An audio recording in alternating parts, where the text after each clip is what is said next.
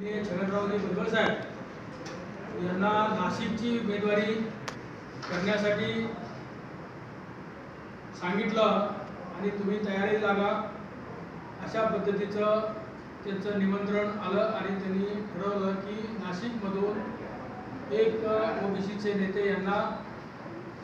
खासदारकीची जागा द्यायची, तिकीट द्यायचं।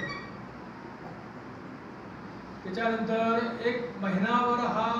दररोज घोळ चालू होता नाशिकमध्ये आणि आपल्या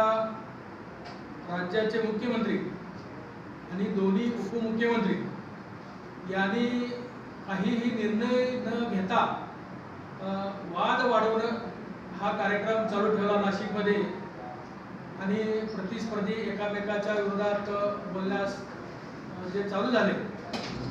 त्यामधून माननीय छगनरावजी भुजबळ साहेब यांनी आता फिरण्यासाठी किंवा प्रचारासाठी टाइम मिळत नाही किंवा एकामेकाचा द्वेष वाढतोय म्हणून या निवडणुकीमधून मी माघार घेत आहे। मला या निवडणुकीमध्ये भाग घ्यायचा नाही अशा पद्धतीनं पत्रकार परिषद घेऊन परवा सांगितलं। वास्तविक पाहता राज्याचं जे नेतृत्व आहे मुख्यमंत्री आणि दोन्ही उपमुख्यमंत्री यांनी जाणून बुजून ओबीसीच्या एका राष्ट्रीय नेत्याला त्याचा अपमान करून पूर्ण देशातील ओबीसी समाजाचा अपमान केला। त्यामुळे राज्यामधील सर्व ओबीसी संघटनांच्या वतीनं प्रत्येक जिल्ह्यामध्ये आता पत्रकार परिषदा चालू आहेत आणि राज्याचं नेतृत्व शिंदे साहेब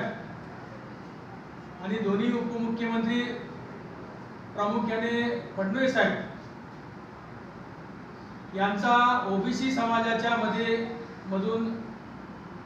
ओबीसी समाजाच्या वतीनं जाहीर निषेध होतोय आणि आम्ही इथं जाहीर निषेध करतो। वास्तविक पाहता